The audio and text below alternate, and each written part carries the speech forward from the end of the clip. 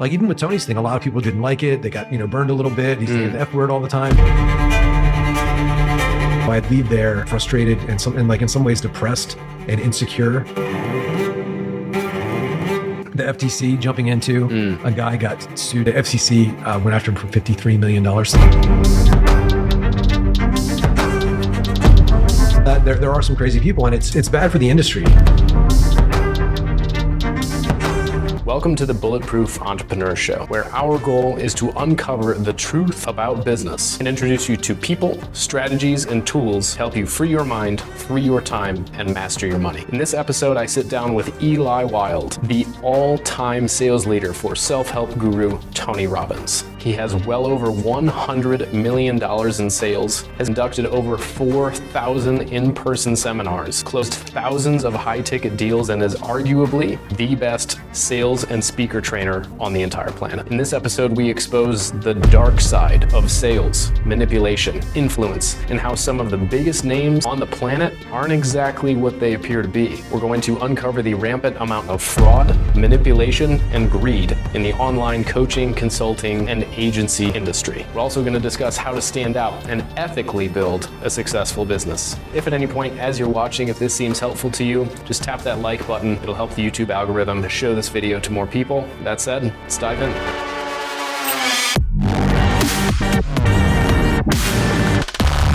$4,000 some odd seminars for Tony. About 3,400 for him, and then a bunch of others on my own. And a bunch of others. And close. Do you know the exact, now I know we say 9 figures or whatever, but do you know the exact sales amount that you've closed for Tony? We did low ticket on the front end. I was on the back end. I did events from the front of the stage. So it's well over that, but I have no idea. And it's hard to quantify because it was teams and process. Yeah, you were on a leaderboard though. Like what did the leaderboard dollar amount say? Do you have any idea? When we would sell initially the same job that I had for Tony, he had for Jim Rohn.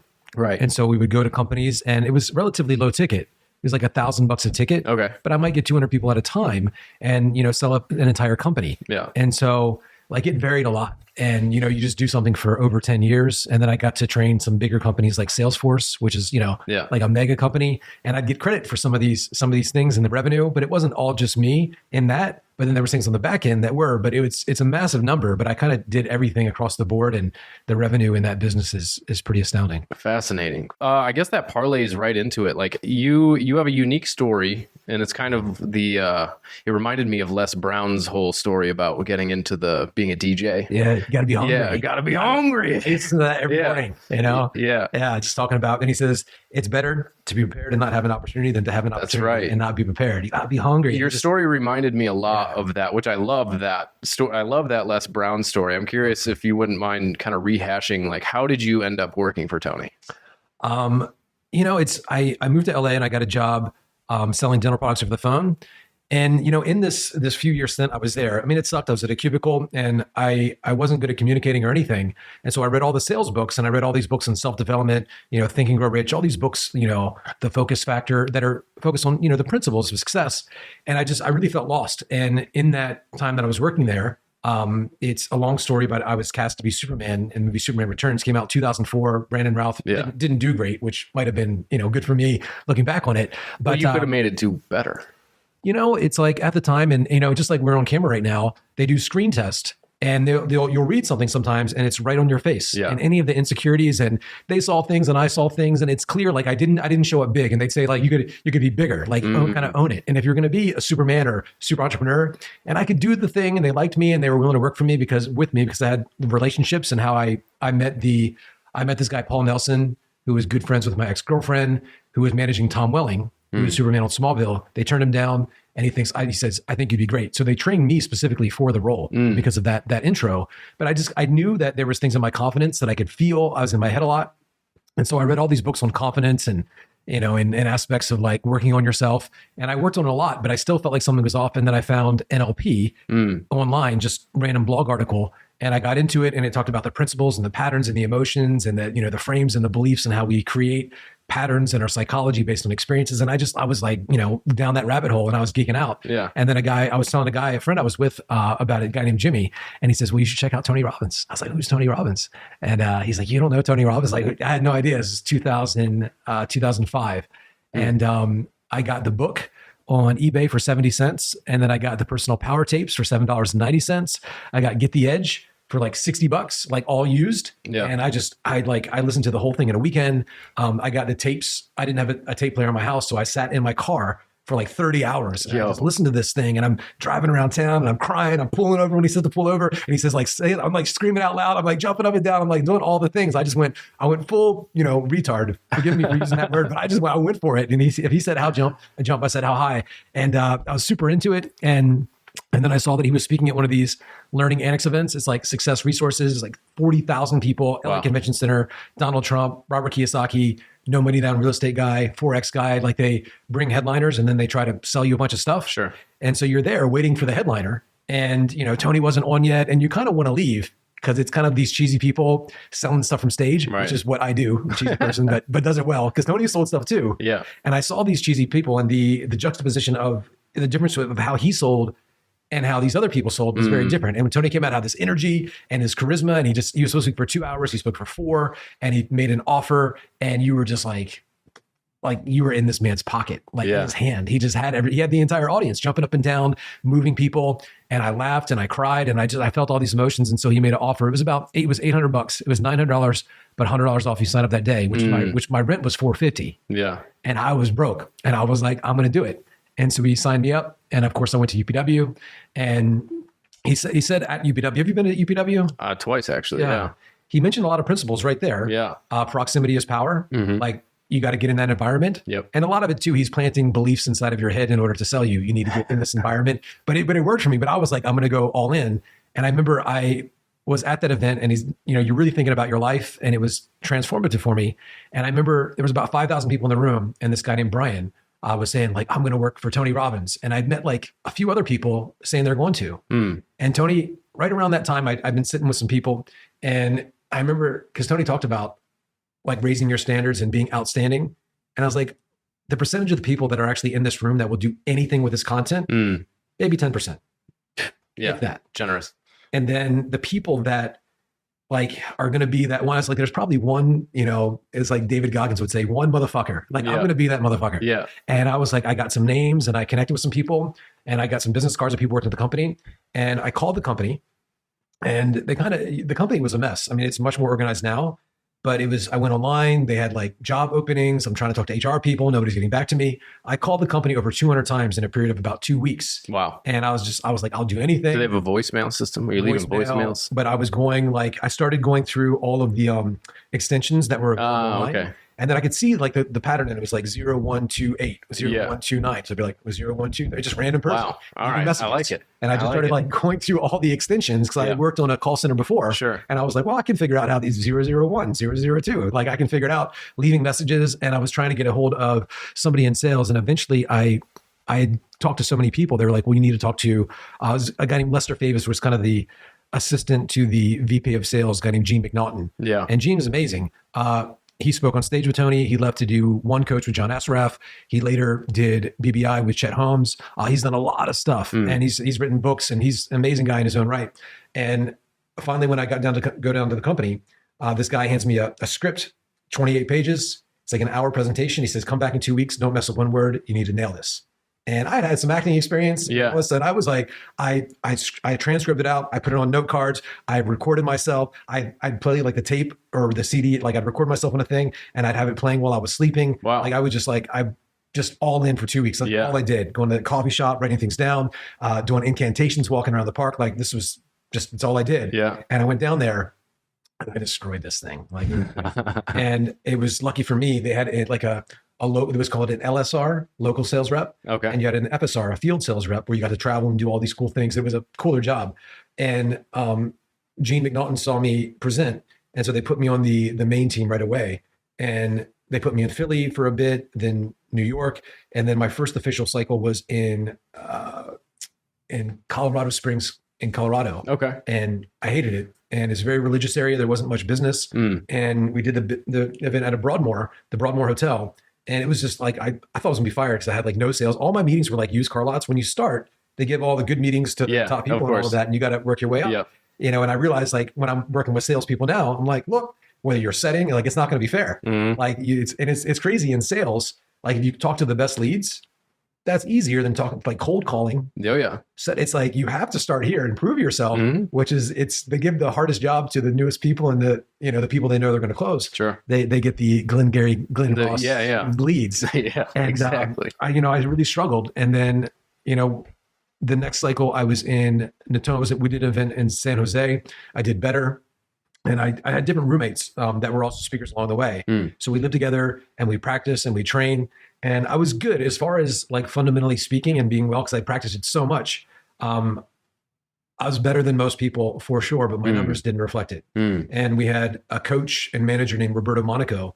He owns a company called Influenceology, and he was the best. And he's loving and caring. The first 5 years I knew him, he was the best man in 13 people's weddings. Wow. Like, just to give you some context, he's an amazing guy. Yeah. And he really believed in me. And so he worked with me a lot. And then fast forward a year, I've been in the company and I'm like, my numbers are good. I'm not the best. And then Tony's son wants to join the company and his brother. And Tony says to his son, well, if you're going to be in sales, you got to live with a guy who's the best. Like, who's the best? He says, do to ride along with everybody. Jarek did, but then Scott Humphrey pretty much runs the company now. He's got a gold and silver medal from the Olympics. He was the alternate goalie for Team Canada. Oh, wow. So, I did not know that. So he's like I've met Scott. Yeah, but he's an intense guy. Like, you really get to know him. Like, they call him the pit bull because he's just fierce. And we would just practice like crazy. And he came to a bunch of my talks too. And he was like, this guy. He said to Tony, he said to his wife, his sister, Tony's wife, Sage. He calls her Bonnie, her Sage, but her real name's Bonnie Pearl.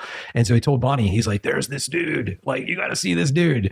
And I remember they would start coming to my talks, and like, we all had the same script, same presentation, everything. Yeah. But when you're presenting and I'd have like not the best meetings. Right. And some people, you go into a company and you're there to sell, you're selling salespeople, like used car lots, real estate, like people. And sometimes you get heckled or whatever like that, or somebody got a bad attitude. Yeah. I was playful, I was warm, but if somebody was really strong, I'd be like, hey, and I would just own it. Yeah. Own that room. And the boss would even like sometimes like shriek. He'd be like, well, we'll do whatever he says. Like, I would just take it over from a place of like being certain and being authoritative, but also caring. Sure. My buddy, Jesse Elder, calls it being carefrontational. Yeah. Like, carefrontation. Like, I'm going to confront you in a really sincere way where I'm going to like dig into your mind and your emotions, but hold you to a higher standard. And you're going to feel that I'm doing it for you, not to you. Right. And so I would create that, it was real for me. I had that belief and that was the standard. And I wanted to be like Tony. And so I saw what Tony did. And he was just like, in my mind, like so much better of a person than I was, or any person in my mind. He was like, there's Jesus, and then there's like Tony somewhere 1,000 bumps above, because he's like doing the thing. And he just had this mindset. And I was like, whatever Tony does, I would just obsess over and study this man. And then you see him do the thing, do those interventions. Yeah. And I'd record them, because we back then, early, mid 2000s, we couldn't record things like we do now. Right. And so I'd bring in like tape recorders, like little tape recorders, so we didn't have them on our phone. We had the flip phones. Sure. And I would record, and I'd go home and I'd transcribe, and I'd look specifically at those interventions. And that's what Tony does as well. He would do like 3-hour interventions, and they go back and they really study that and find patterns. And I had a basic understanding of NLP, but I knew based on what he was doing with the focus and the meaning and shifting physiology, he's breaking up belief patterns. And I was just fascinated with it. So I started transcribing, I type everything up, and I started highlighting in pink magic marker all the questions. Like, why did he ask those questions? And then when I was living with Jarek and Scott, I'd specifically say, hey, can you ask your dad this? Like, why did he ask that question when he did this thing? What was he doing? Yeah. And then he came out with that program, Creating Lasting Change. Yes. It's like about pattern interrupts and defining the problem in solvable terms, creating new empower alternatives. Like, why did he do that? And I just geeked out on this for, years and years and years. It was like all I did. Yeah. And did they have like an actual regimented like training program that they took you through, or they were just like, at first it was such a figure it clusterfuck. out? They just put you out there. They gave you a script, and then the script we were supposed to do in the presentations wasn't the script. And just like in anybody in sales, everybody's writing their own script. Yeah. They see this Les Brown thing, they see this Tony Robbins thing. They're doing, they see Marshall Silver or Zig Ziglar, and people are doing these bits, and it was a cluster. And so we ended up, I worked with Scott Humphrey, and we took elements of what Tony did from stage, this boxes success cycle thing. But we knew there was fundamental pieces that needed to be in the presentation. And eventually it evolved from what Tony does at UPW, 3 days. There's like the proper framing and the intro and the story. And then it's right into this label of patterns and questions and hooks and creating a gap. It's like, why is it I come into a company two people in the same market, same business, same everything. One person is successful, the person in the restaurant next to them, not so much. What do you guys think's the difference? Right. Yes. But it's the patterns. Write this down. Stand up, exercise, do the stuff, get them moving, get them laughing, get them engaging, getting them to respond to me, and then putting them in pain right away. Like, this is your gap. Yeah. And the energy changes. So this pressure, release, kind of push, pull, like, you guys can do it, but you got to want it. So it was mainly a self-directed study. Yeah. Okay. Yeah. So, and then eventually we really optimized it a bit after Tony partnered with Chet Holmes and the BBI thing, because he was so, with their salespeople, we were selling business mastery, but Chet was so regimented. He basically made each salesperson bring in basically like a webinar slideshow presentation, and you'd sit down with the boss, the owner of the company, and you just went and you'd read the slide. Sure. And I've worked with a lot of sales reps now, and they're like, well, the company's gotten bigger, and there's people's, companies who I know their sales reps have complained to me because they're looking to almost install a C-suite, and they're wanting to, like, in our space, like, systematize like all of the training, everything. And there's good and bad things with that. And so people are like, well, I'm the number one and I'm doing these unique things. And kind of when you're number one, you don't want people to know your unique things too. And so it's interesting in the development of that company. But for us, we were all really friendly and shared ideas.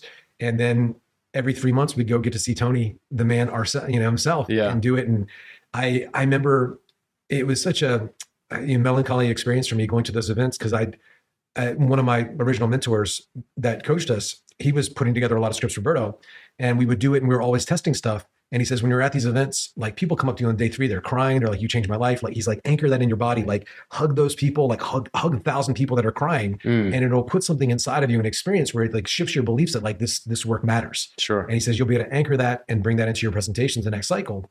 And so I was always excited to be there and to learn, but you always feel a bit depressed. Like, why didn't I get more people here?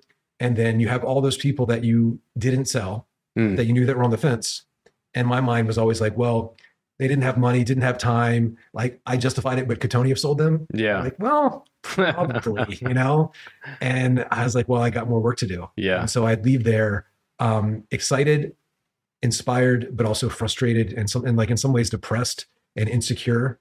It's like, what's wrong? Why can't I do that? Comparing myself to Tony, which you don't want to do anyway. But it's like just knowing there was a next level of possibility. And I think that's never really gone away from me. I see, like, we're going to Cole's event tomorrow, and I see what he's done in the thing, like the systems and process. That is not my thing, right? But it's like he's blown my mind as to what's possible in this realm of systematizing communication in a way that makes people money. Yeah. And so, I'm always leveling up, and it's amazing to see what younger folks like you and him have done. It's pretty cool. Yeah. Well, he's younger than me, Yeah. I mean, damn. Well, it's interesting. There was a note that I wanted to make sure that, like, how one person describes a thing in one word, I might describe it in another word. There's an analogy that I used. You talked about the kind of commanding control of a room or an individual or whatnot. There's an analogy that, I kind of just came up with because it seemed to make sense to me.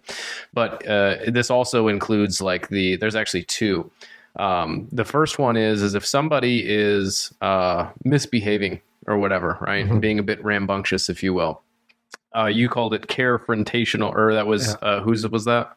Jesse Elder. Jesse Elder. Years ago. So how I think about it is, do you wish that you had the limitless pill? Well, this 100K a month thinking system might just be the next best thing. If you're feeling frustrated and stuck in your business, you just want to operate at the level that you know that you're capable of, I'd like to invite you to click the link in the description and get instant access to my 7-figure mindset secret system, where I'm going to walk you through step by step everything that you need to start thinking like a millionaire and begin seeing shifts in your business in 24 hours or less. So go check that out, and let's get back to the show. How I think about it is maybe a bit more brash, but I think it paints a good picture.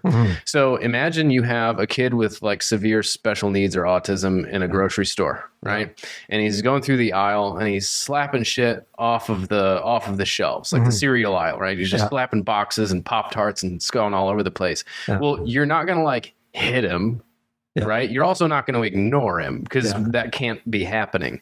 So what do you have to do? You have to very firmly, but with a lot of care, like put the arms in and like guide them away from that aisle. Right. Yeah. And so I always think about it that way, like in terms of running control in a sales situation or a leadership situation. And somebody wants to squiggle off in a direction or start, throwing a fit in some way, shape or form. I think about that because it's just like, it's like, well, how would you handle that person? Yeah. It's just like, and I think the innate good in all people would come out in that situation where it's just like, well, I don't care how angry I might be right now. I'm not going to hurt this individual. Yeah. I mean, there might be a very small percentage of people that might, but also, once I got good. So we did this like an introduction. The boss would read an introduction and say, Eli's done all these things and people clap, Yeah. Eventually I didn't even have an introduction. I told all the other speakers to make sure they had one because it edifies you and pumps up the energy. I knew it was an extra minute that I didn't have with the people to influence them. And the boss would screw up the introduction half the time anyway. So I'd be like, I'm just going to go. And I would just go. And I was like, right away, they're going to know from how I show up. And if anybody is with that energy, they're going to know I'm somebody that you should listen to. And once I got really good, whether it was somebody being, I eventually didn't get it at all. Any heckling, like very quick. Cause I could see I was good. Yeah. And then I thought like, there's the unsaid heckling or that person that's this and that. And sometimes there's like in any room, there's kind of that alpha. Yeah. And sometimes it's like not the boss. It's this person, this guy that's been there for a while, somebody with a bad attitude thinks they know everything. Yeah. And so I'd create stories and metaphors and analogies to kind of frame things in my way. And an example is one where like, and I'm doing these all the time unconsciously, but I would talk about how I'm going to tie them all together as a group, because we're a team. And I say, one of the things that Tony taught me that I've learned throughout my life, it's to be a team player. Whether you're talking to the guy at the convenience store, your wife, it's like we're all on the same team. We're all in this together. And as a company, we're only as strong as our weakest link. So think about this. If somebody comes in here today and they've got like a bad attitude, like they think they know everything. Yep. And I'll point at the guy if I can see it. They think they know everything. Maybe they've been here for a while, but it's just like something in their attitude. Like even if they're pretty good, something about them, like they show up with a certain energy that leaves everybody less motivated. Right. So we're only as strong as our weakest link. So really that person's bringing down your income because think about this. If somebody comes in here passionate, excited, hungry, like on fire, giving their all every single day, has a great attitude, does that person have a positive impact on everybody here? 100%. So again, we're only as strong as our weakest link. And I look right at the person. But then I say, but it's the strongest links that pull us forward. And so if we all want to raise our income, who wants to raise their income? And they raise their hand. I say, well, grab somebody on the shoulder, grab somebody next to you. And then they do it. And I say this to them. I'm going to be the strongest link for you. Yeah. And then it's funny. Like, say it. And I'm like all intense. And I say, grab them right there. And I say, I'm going to be the strongest link for you. Ha, ha, ha, ha, ha. Yeah. Pressure release. But there was a lot of embedding. And if that guy has a thing, I'll look right at him. Yeah. Like right there. And it's like, there's a moment who's just like, so I framed the offense. I said, that person with a bad attitude comes in here with a certain energy. That person brings down your income. The person that gives their all, they raise the standard. Rising tides raise all ships. So if we are going to, so I'm subtly framing that person with a bad attitude is lowering your income. Yeah. Because it's changing the whole attitude. That's the one thing that I know that like, I consider myself like relatively, like I geeked out. Like my first foray into personal development coming out of my dark time, if you will, was in 2012. Mm-hmm. And I started geeking out on, it was Tony as well. I pirated his personal power thing and went. He's a gateway drug. I didn't even have a bank account at this time. Wow. It was a fascinating time. Yeah. Wow. Yeah. I was coming off playing golf for a living, or at least trying to. Mm-hmm. And I was operating out of a sponsor's bank account. I didn't. Yeah. It was a fascinating time, but I pirated this program, and that's when I was just like, I started really like you, like just like geeking out on it. I've been to every Robbins event at this point, and I've gone through, I think, every audio. Yeah. So other than Robbins, Madonna's, all that stuff. Wow. It's good stuff. It is. I've met her a couple of times. She's bright, tough for me to listen to. Compared to Tony. That's the thing. Yeah, the actor. She's it's been a while. She has a foreign accent. Yeah. Yeah. And it's very like, it's like she's kind of like it's almost seemingly like the witch cooking but that's kind of what I pictured when I was listening to that. She's very smart though. Tony's a huge fan of her. What I was going to say is though, what I really what I've found, like there's very few people in sales that like I honestly actually legitimately admire. Like I can say I admire, but like actually, you know, you learn a lot, you know a lot, you sell a lot, you close at a very high percentage. It's just like, well, you get to a point to where I know there's always more to learn, but actually really going like, yo, that was solid. And it's the little stuff, the calling the guy out without calling the guy out. Yeah. When I was listening to you, was it a couple weeks ago now, with my crew, I know what you're doing the whole time, right? And I'm just like, damn, it is literally every single word. And everything is just this beautiful orchestration of subliminal embeds, and it's just like, wow, it's very remarkable to watch. I know I do a lot of it because you have to a degree in order to influence somebody. Yeah. You know, whether you learned it from a structure or whether you just kind of figured it out. Yeah. I heard Tony say to me once, he said, all real behavior change happens in a slight trance state. You know, and so as you think about, you know, maybe you remember a time, you know, you might even begin to realize. Yeah. But if you think about a specific time, and maybe there was a time this, and we've all had it before, haven't we? Yeah. You know, I'm getting an agreement, and we all have. And you and I both know. It's a universal quantifier. Yeah. You know, it's like we all have universal experience, universal quantifier. So it's like he's doing all these things, and I just geeked out on him. It was like line by line, I was like, what's happening here? And you know, then once you see it, it's like you can't unsee it. Yeah. And then little things like, you know, to engage people for 14 hours or whatever he does now, it's like his voice and his energy and all of that. And you know, he'll teach them content. Then a lot of times it's a written exercise, then partner share, and he calls on them, and it's, you know, it's not 14 hours straight, but people are in a slight trance. Yeah. Because he'll have to say, write that down. And as you're writing things down, like, here's what you're going to do. And I'll share with your partner. And you don't even realize that he's gone to the bathroom or taking a 20-minute break. And people are like, he took no breaks. I'm like, he's taking them right in front of your face. Yeah. People are so in their own experience. And he created, you know, it's called fractionization in NLP and hypnosis. He's taking you internal, external, like, here, listen to me. Yeah. As you think about a time in your life, you know, write that down. You're internal. And then you have to process. And then he's like back here. And so the conscious mind gets exhausted. You're internal, you know, connecting with your unconscious, bringing up things. You're external, you're listening to them. And then there's like, it just wears this thing out, and people become more suggestible, more compliant. And that's really creates the environment for people to break beliefs, not just be sold. Yeah. And he's removed a lot of the hypnosis. Well, being sold is breaking beliefs, right? And that's what we have to do. Yeah. You know, and it's like a fine line. And I love how he does it, but it's, you know, if people didn't need their beliefs changed and to buy something, they'd 100%. You know, they'd already be there. I guess that leads me to an interesting question, because you and I are in an industry now that there's, especially with my business, like we get everyone's dirt, basically, not like deliberately to like blackmail, but like to clear it out and, you know, have them do better, feel better, and get it off the weight off their shoulders, so to speak. But we hear after, you know, almost 400 people that we've taken through our process, like there is an alarming, I knew there was some, you know, unsavory characters in this industry, as in with any industry, but you hear story after story after story of, you know, I'll say just people being misguided, let down in some way. Now, I also firmly believe that like personally, when I actually talked about this earlier today with a coaching call that I had,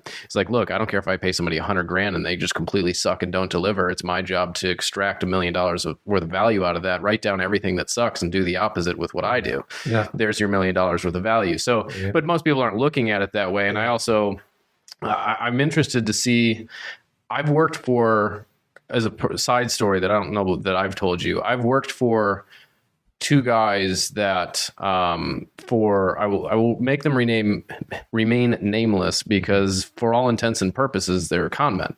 Mm-hmm. And I watched it happen, and it was fascinating, very, very interesting. What went on. And I've now realized that the only difference between a really good salesperson and a con man is a good back end product. Yeah. Right. And so what's funny, because like, you know, movies like whether it's Wolf of Wall Street, Catch Me If You Can, all of these things, I'm just like, it's a hell of a skill, you know? Yeah. And I'm wondering though, in our industry specifically, because people will take what let's say you teach them in terms of how to influence and how to sell and how to close, many of whom don't have a good back end product, yet they're going to sell more of something that is not a good back end product. Yeah, what is your... My heart goes out to these people. So there's people that are, you know, sociopaths. They're just like, look you right in your eye. This is the thing that can do something for you. Yeah. And then there's people that really have good stuff. And even if you have the best stuff, you're Tony Robbins or whoever, like you have some people that aren't going to get the result no matter what you do for them. Right. And I see really good people that end up with some problem clients, or they're good salespeople. Sure. And they've had some like a really bad experience and they do care so much. And now their certainty is less than the person that's sociopathic. They're like, they have a shitty thing. So these people, there's things that we can learn from both people. It's like even a lot of sports, when people fall back or, you're in tennis and you lose a point, it's the people that can be resilient in the moment and like focus on the thing. Like even with Tony's thing, a lot of people didn't like it. They got, burned a little bit. He's saying the F word all the time.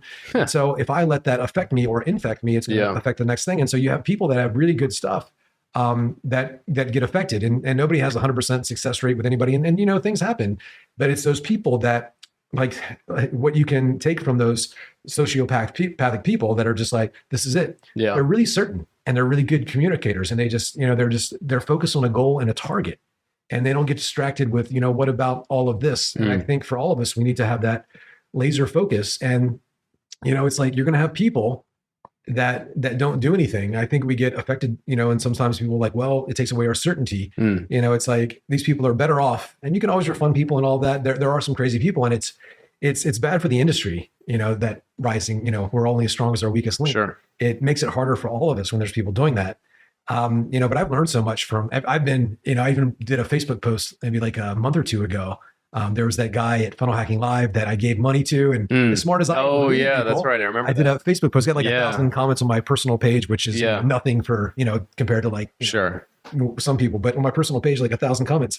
And as smart as I am, I knew some stuff. My business partner saw some stuff, but he had some like testimonials, and it was just like I was like, well, it's like, all right, I was just gonna go with it. Yeah. And I was like, that was my own delusion. So yeah, it's interesting in this industry. You're always going to have that because right now there's a lot of money here. Yes. It's like so many people, like I saw this young guy's going to be a sales coach. He's like 22.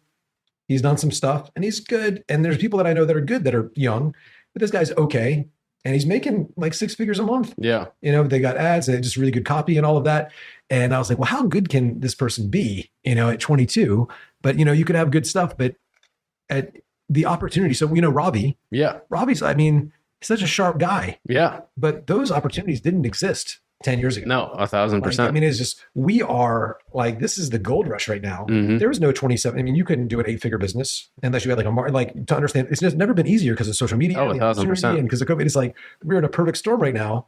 But it's like, even with what Cole's done, it's just like, never are you going to see, a 20-something-year-old guy make a $30 million business almost overnight. Yeah. It's amazing. And so because of that, there's so much here, people are just coming because the money's here. Yeah. And I think people like Robbie and Cole, they would work just as hard for a fraction of the money because they love it.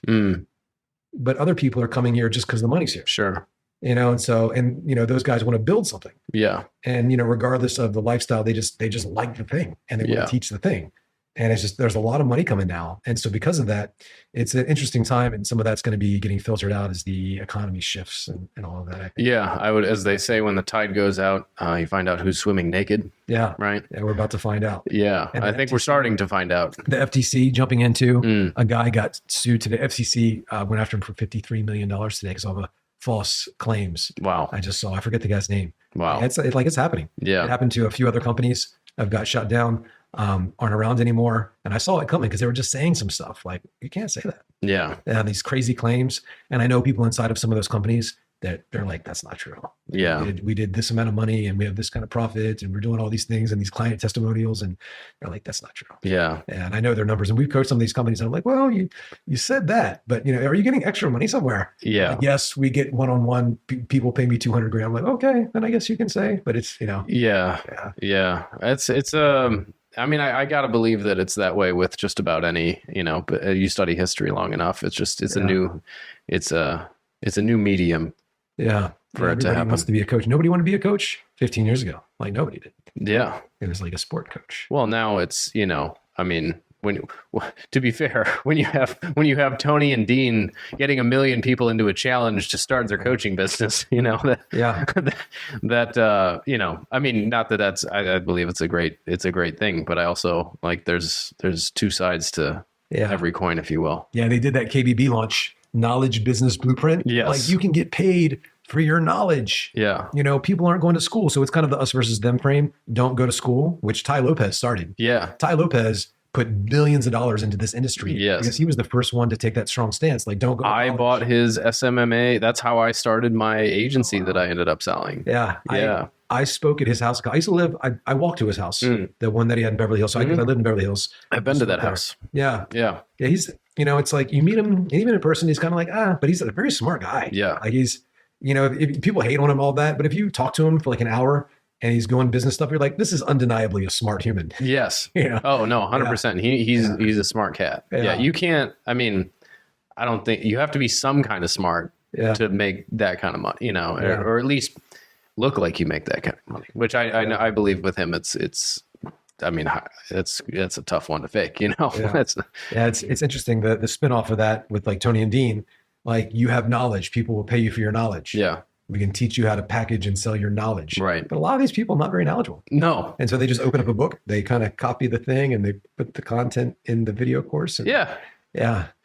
It's a tightrope, but hey, I mean, that's also what did Jim Rohn say? He said, well, the next 10 years is going to be challenge mixed with opportunity. Yeah. Right. Just so like always, what the hell? Right. Yeah. I'm curious, speaking of challenge, as the world shifts into whatever it may or may not be shifting into at the moment, what's something that, not to go negative, but I'm curious, what do you got your eye on? What are you concerned about over the next 12 months? You know, I mean, the economy is going to shift a lot. I worked for Tony for a few years. I left and I got into the acting stuff 2008, 2009, and I came back to work for him in 2010. And that's when the company had really changed because of, you know, all the, you know, we went to real estate companies. It was 80% of our business and they weren't buying anything. And Tony it was February 2010. Tony did like this 2-day influence boot camp. It completely changed my life. It was like, what he's thinking, what he sees, like he role played with people, like let's go through an objection. And he would just like destroy it so many ways. And just this how he showed up and the limits of how he challenged people and how he cared and how he connected. It was mind blowing for me. And that's when I really, really got good. And I had, you know, Tony and I connected for the first time. He did like an intervention with me.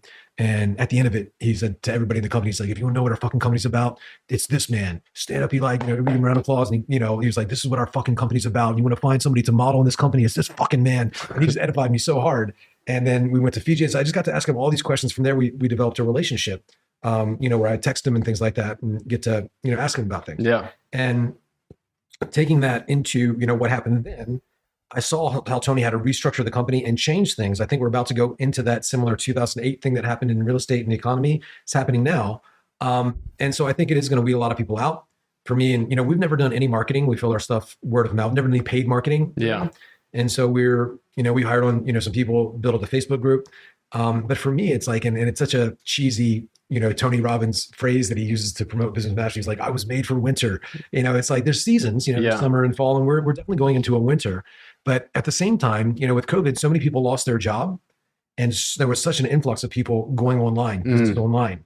So still, comparatively, there's more people online than there was before COVID, because all those businesses are there and they have to market and they have to sell, and it's cheaper to go online. So I think businesses, as the economy shrinks, I think brick and mortar is going to be further things going online.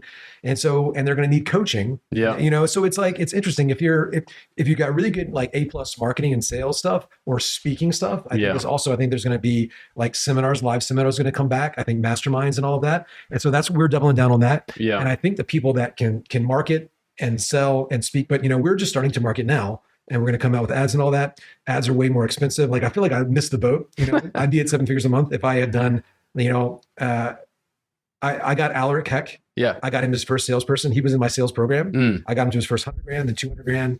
I think we've got like a little, maybe 250. And I got him his first salesperson, and we helped train like his first 3 salespeople. And, you know, he was saying, you got to do YouTube ads. And I was like, no. And then I saw other people do sales programs, make lots of money. Yeah. And YouTube. I was like, all right, I kind of missed that boat, but I don't think it's too late. And I think the people that, you know, have some money, have some wiggle room, and have some really good stuff are going to do well. But the thing is, it's such an interesting thing, because when you look at companies like Traffic and Funnels, all that they had their program. You look at what Sam Evans did, this course helping consultants buy them, and then consultants buy theirs. You know, it's like, and things are getting cheaper, you know, and programs that cost $10,000 before, you can get for $2,000 today. Yeah. or, you see these people like the Black Friday thing, people pretty much giving away their $20,000 course for $1,000 now. And then it's like, it's like the value's there, but you're getting 50 hours of videos, right? $100 at some point. And then some people repurposing their old stuff, and then there's free stuff on YouTube, there's paid stuff, and there's coaching. Then you got to work, and some people got jobs. It's just, you don't have enough time to go through it. Yeah. And so I think some of it is going to come down to marketing and positioning. I'm a little biased, but I think the people that can speak well are going to do really well. So when Tony Dean, it's tough to be a rich mute. Yeah. Yeah, but Charlie Chaplin, I think, he did it. But he did have the speech from the great dictator, I believe the movie was. That was a great. Yeah, I was like, I've watched that. He opened his mouth once and it was gold, and then he shut it forever again. Yeah, yeah. It's like it's going to be interesting. Like anytime there's a contraction like that, a lot of the bottom gets cut out, and then it just be bottom feeders there. But which sucks for people that are actually good and new. Yeah, and it's a challenge because a lot of the people in the coaching space they need more people to come in. Yeah. And so it's, and like Cole was saying, there's more and more competition. Pretty much everybody's doing what Cole's doing now. Correct. Yeah. But he says it'll just help him eventually because they're going to come anyway. He's not worried. Yeah. So it's fascinating. I think like even for us, we're looking at some other industries because we're going to do some sales, recruiting and placement as well. Yeah. And like not just the high ticket online space. Right. Well, you have a solar. Yeah. Yeah. And I know Nick and just, so a lot of people are talking to me about this now, and we're organizing systems and structure, and I'm friends with all the other, good sales trainers out there, and they've shown me exactly what they're doing. Yeah. And not just, Jeremy and Cole and, there's a couple other people I think are good in this space, but I know people in corporate, I know people in like $1 billion companies. Like, how do they do it? How do they train? How do they manage? How do they have their CRM? All of that. And I think it's just getting a lot more organized where, it's great to have a spreadsheet, but, or like HubSpot or something like that. Yeah. But it's getting a lot more advanced. I know there's a software, even my buddy uses called, I think it's something Wingman, is it? And it's a software that listens to people's calls. And if there's certain questions a salesperson needs to ask, like it kind of gives you green checks. Interesting. Like it's in there, and you get flagged if you're not asking those questions. And this guy had a leaderboard of like his top salesperson versus his bottom, and it was percentage of time talked. The bottom person talked 80% of the time. Yeah. The top person talked less than, talked 20% of the time. So it's like, and it was in order. It was like, it was a complete perfect ratio. Like that says the more you talk, the less you sell. 100%. And it was like, so we use Dialpad. It does the same, or Uber Conference. I don't know. It does the same thing. Yeah. They can track, like AI can track like how dominant you are. Yeah. How well you listen. Like it's genius what's happening with software and technology. And as that comes into the space, which is happening now, it's going to be very different for companies that want to change. And the technology is relatively cheap. Yeah. Compared to what you get and being able to track things.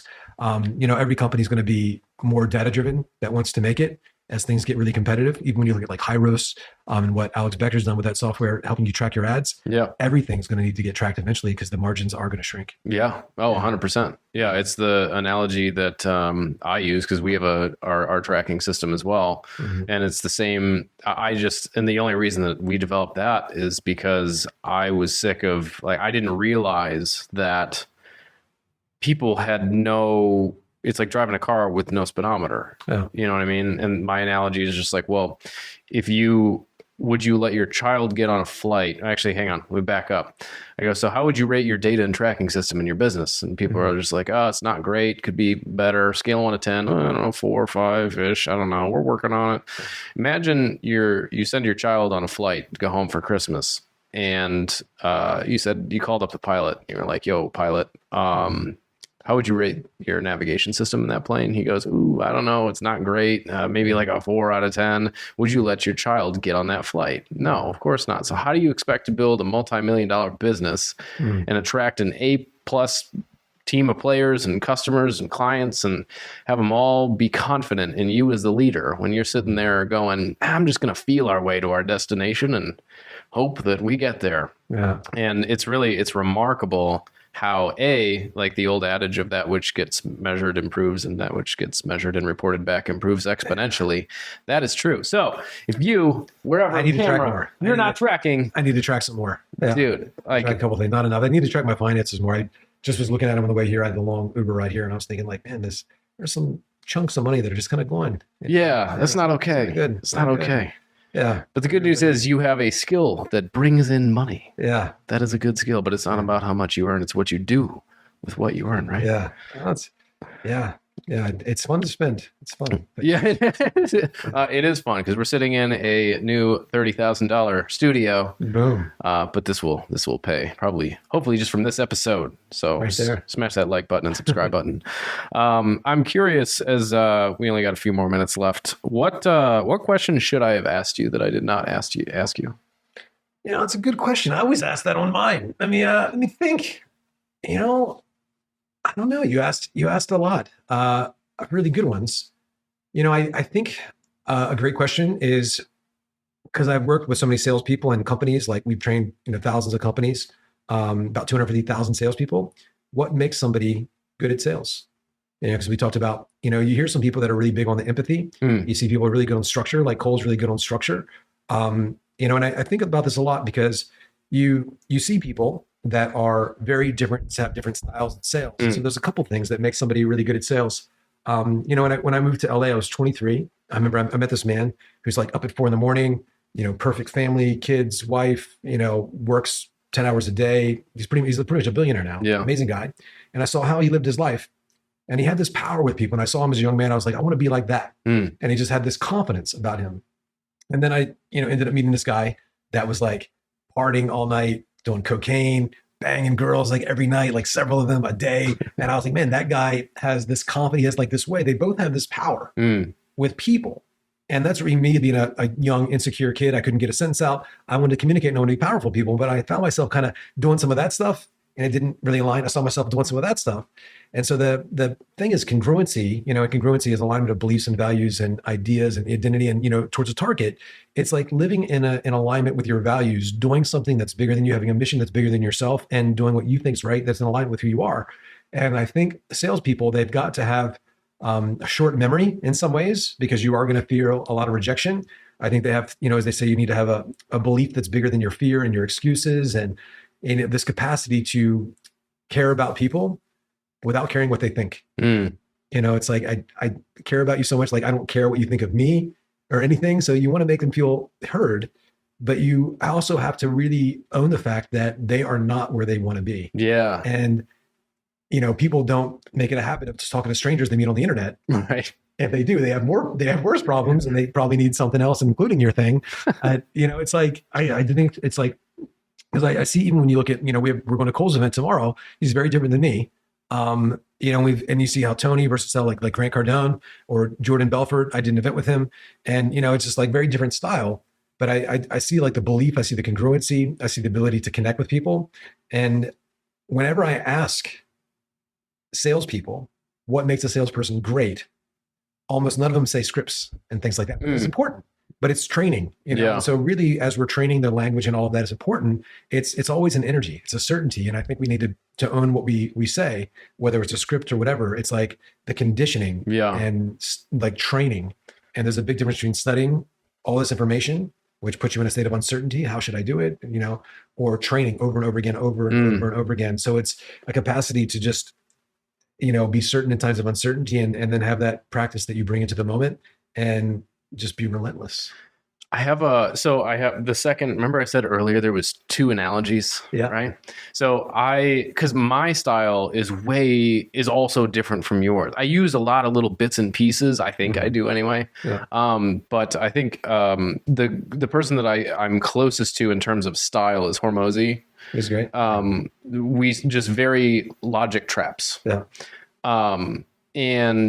But also what is it that's the underlying thing that fuels all of the, whether it's logic trap, empathy, NLP, all this stuff.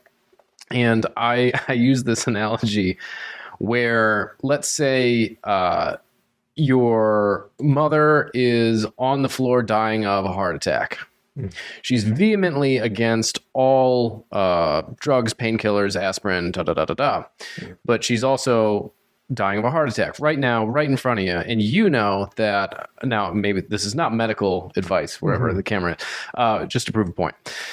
From what I understand anyway, is if there's an aspirin or a baby aspirin or some shit like that, it somehow helps a heart attack or one of those things, right? Blood, Okay, cool. So we'll go with that for the sake of example. And she just refuses to take it, and she's going to die if she doesn't, right? I think this was in a leadership training that I did, or maybe it was just a sales training. I don't know. It's, what do? Do you just say, okay, and just let her die? Or do you open up her mouth and you jam the fucking aspirin down her throat and save her life? Yeah. Right. So I don't, it's to the point to where the belief in what you're doing has to be all there. Mm-hmm. And I think especially in our industry today, as like, oh, we'll staff closers for you and whatnot. It's just like, cool. You better be really good as the CEO or sales leader in selling them on why they should jam aspirin down these people's throats, whether they fucking like it or not. No. Right. And it's like, it was to your point, what brought this up was like, oh, there's some people that like, oh, they couldn't go. And like, would Tony have closed them, like from your earlier statement? And it's just like, why is it that, when I talk to people, you talk to people, we have relatively high agreement rates, if you will, not even just closing, but just like getting people to do things, right? Is because, yes, there's the certainty behind why is this the right direction, but also like, look, you can take or leave the direction. If you really want to die on the floor, bite my hand, refuse, like spit acid at me, I will wrestle you to the fucking ground. But at the end of the day, if you need to die here, as in Rocky, if he dies, he dies, and it's funny because I use that with my team. I'm just like, this is the best shot they got. Yeah. Probably maybe forever. Yeah. Right. And so it's just like, I don't have time. Really? If you did this, do you think you'd make more money or less money? Mm-hmm. Just if you had to guess. Or do you think we paid all these people for the testimonials? Like, do you think we just made all this fucking up just to fuck you over, like out of a few $1,000? Mm-hmm. Really? That's what you think? No. All right. So you think you make more money, right? And there's just like logic trap, like cut off all other options. And then like, honest. So that's like my style, but it's fueled, I think, by the same thing that fuels any style, is you have to have that certainty. And then like the right words just show up, because there's a million ways to handle an objection. Any objection, you can handle it any number of different ways, with any number of different analogies, with any number of different scripts, strategies, tactics, tools, trapdoors, whatever. But at the end of the day, what I believe what people feel from you is not, words are only 7% of communication, right? Yeah. So what is that? And then cultivating that. And I think for me, it's really interesting because I went through the whole, like, what rings in my head is the Jim Rohn making fun of the, if you want to be enthusiastic, you must act enthusiastic, right? And I'm like, I did all that whole, like, incantation in the mirror thing. And I'm just like, I just feel like, that's not for me. Like it just wasn't my thing. And it was only until I came across like what I shared with you that I went through. And for those of you, hell, if this ends up on YouTube, there's a link in the description, I'm quite sure, that will end up leading to my book where you can learn about my story. But I went through this process that really dramatically altered everything for me when, it was after 8 years of like pounding my head against the wall after traditional personal development. Instead of adding more shit, it's clearing all the shit out. And for me, since then, I've just been like, well, I don't believe there's any other answer, quite frankly, like from my perspective. And I think, I don't know how, like, my team's that way too, like, because they've been through some stuff that isn't necessarily in our core teachings, if you will, in our programs that I've taken them through personally. And they're at a place where they're just like, I can't see myself selling anything else.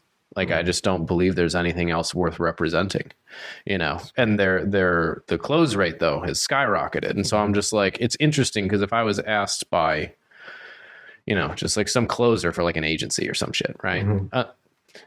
Most agencies suck, because nobody will ever care about your business as much as you do. So it's a really difficult gig to be an agency. Having built one and sold one, it's people hire an agency because they're trying to delegate responsibility and they're trying to not have responsibility for a thing, what I've found. And so it's like, well, if you're a salesperson for an agency, like they better spit gold flakes and like, rainbow ice cream out of the unicorn's butthole type of a thing. They gotta be good. They gotta be like really good. And so then it's just like, there's so few really good offers and products and services to sell, and you can give the best sales advice in the world, but deep down the guy knows, because I went to go sell a whole bunch of shit that I was like not jazzed about, and that's where I like Cardone's advice, where it's just like, well, if you can get really good at selling something you hate, you can sell anything. But I'm just also like, well, okay, there's this, everything is like this seemingly gray line, and it's really fascinating. I'm just curious on your thoughts on my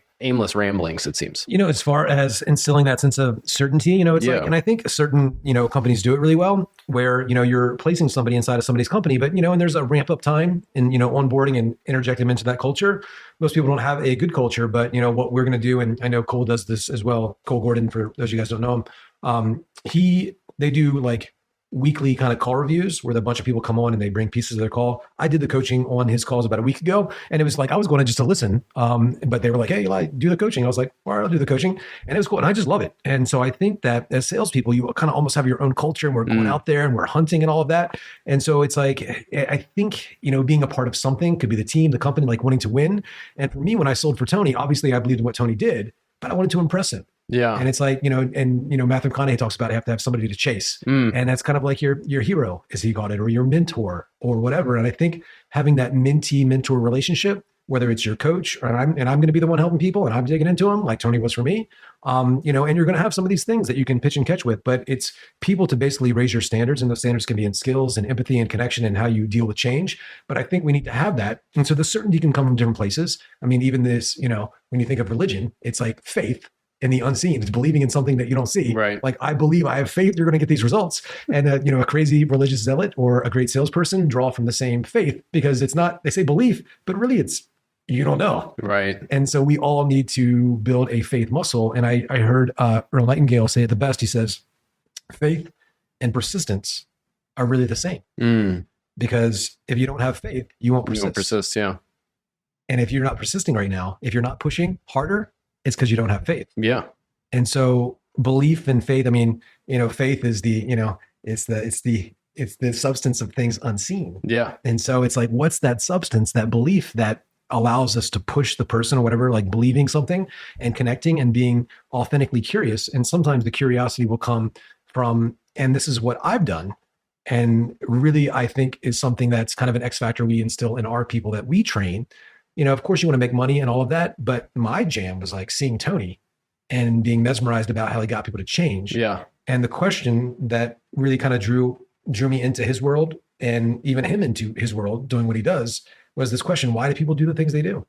There's that person where it's like, I knew they should have bought, but like, why didn't they? Yeah. And it's like pain, pleasure, values, needs. Like, how do we ultimately understand what drives human behavior?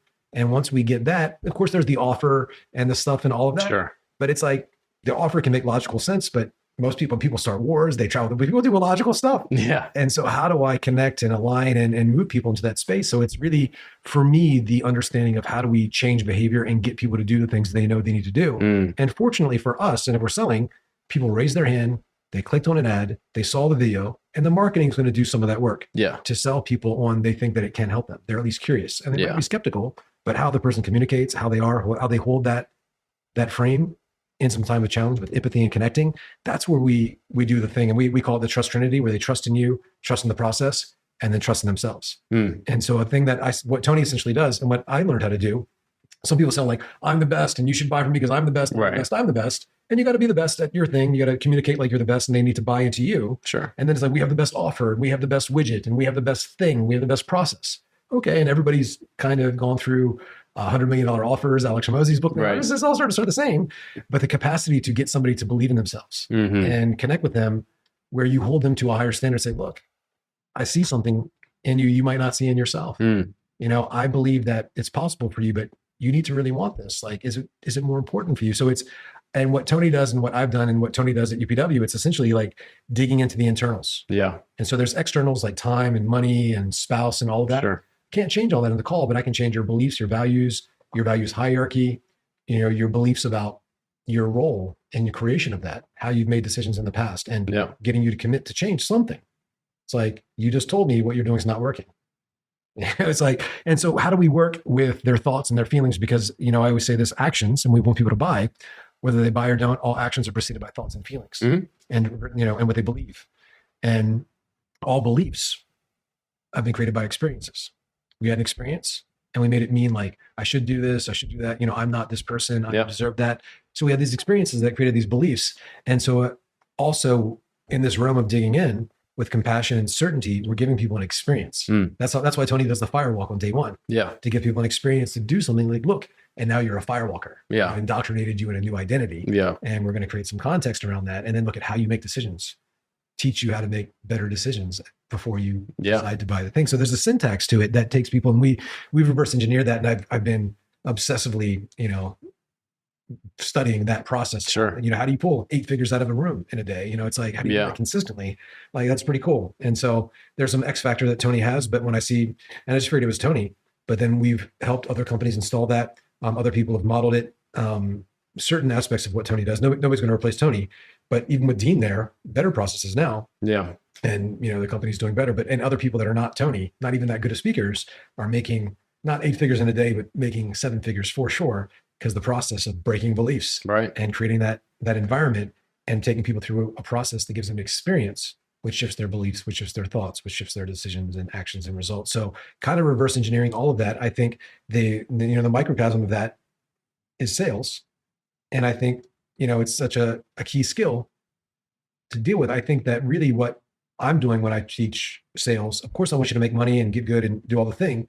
It's a life skill. Enroll people 100%. And so I want people to be better people. I want them to date the girl. I want them to get the table at the sold out restaurant. Yeah. I want to negotiate and change. I want to change all of that. I'm like this, and this is an opportunity to practice and get paid. Yeah. For the bigger game out there, like called dealing with your kids, called dealing with your wife, called dealing with challenges where your kids are like this, like we are like, this is a big deal. Yeah. And if you don't have the balls to do this thing here, it's like, you're not going to be awesome at sales 1 hour a day and be a complete pussy 24 hours of the day. Yeah. Like, this is a life skill.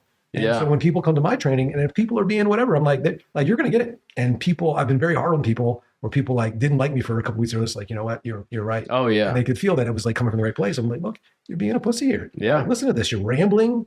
You sound incoherent. This made no sense. And I would coach people that are really wealthy, and they're like, okay. I was like, listen to yourself. Yeah. And they're like, okay. They don't, it's like, and sometimes I'll frame it. I'll say, I want to be a good coach for you, but does a good coach tell you what you want to hear or what you need to hear? Oh, 100%. Yeah. So I'll get that buy-in sometimes. So I can dig into it. Yeah. That's very well said. When we talk about it being, you're either cause or effect. Yeah. Right. There's no middle ground. You're either cause over a thing or you're effect to a thing. Yeah. And so what fascinated me when I didn't even remember exactly when it clicked for me that sales was the ultimate everything. It really is. Uh-huh. But when you're talking about, getting the table and doing the things and the stuff and whatnot, it's really interesting because it's the ultimate causative action. It's the ultimate causative skill set. Mm-hmm. And there's a word, manipulate, that has a very bad taste in most people's mouths. Yeah. You know what the definition of the word manipulate is? No, not to handle skillfully. Wow. And so what's really interesting is, in the interest of being polarizing, but also being true, I had a training, a talk that I gave about you're either the manipulator or you're the manipulated. Mm-hmm. You're either being manipulated by somebody else or you're manipulating somebody else. There's no middle ground. There's no non-influenced individual in a situation. Yeah. And so how do you want to handle things? Skillfully or unskillfully? Yeah. Cool. Well, we better get rid of that whole idea of manipulation is a bad thing, because don't you want to manipulate your life to have it be the way you want it? Whenever I hear the word manipulation, for me, I just think about, I go to the chiropractor once a week, and it's spinal manipulation. Yeah. Manipulating my spine to go back into alignment, because I get out of alignment. Where else does that show up in my life? My body, I'm out of alignment. I'm going to, it sounds like your life, your sales, your business, what out of alignment. I'm about to shoot. Yeah. I like that one. I'm about to pop you back in alignment. Yeah. And you're going to appreciate it. Sounds like you're not able to pop yourself back into alignment. So it looks like you need someone to pop you back into alignment. Person to pop. I do not see anyone else around. Yeah. Would you like me to do it for you? Yeah. Let's look in the x-ray. Let's look on the inside and get you back into alignment. Yeah. Cool. Well said. Final thought. Yeah. What's your final thought? Final thought, I'm excited. I popped over here just to hang out with you, and then we're going to fly to Cole's event. Yeah. It's cool. We're going to be with like the biggest names in the industry tomorrow. Always learning from you, learning from other people. And I think we learn just by osmosis. They say proximity is power. Get in the room. And so I'm excited to be here in this room with you, and just was thinking about on the way here. That whole thing that we all know, who you surround yourself with is who you become. Hey. So get around great people, do big things, and you and I are going to be doing that all this week. Awesome, man. Well, I appreciate the time, dude, and it's always going to be fun. So when we have a plane ride tomorrow where we get to jam on God knows what, so I'm excited for that too. Yeah. I can tell you that I've studied sales and influence for well over a decade, and I consider myself pretty darn good at it, having built 2 7-figure businesses, trained sales teams, and all that stuff. But after I had met Eli and started hearing him speak, I immediately went back to school. Eli has completely changed the definition of what it truly means to become a master of influence. So if you want to learn more about Eli, links to his website, podcast, YouTube, Instagram, free Facebook group with a bunch of resources, and even a free ebook called The Art of Enrollment, all those links are in the description. Go ahead and check those resources out. Hey, I hope you enjoyed the show. Thanks for making it to the end, and I hope you got something out of it. The good news is I've got another one that you're going to like, and the link is right here. All you have to do is click it, and it'll start playing. So go ahead and click that now, and I'll see you in the next one.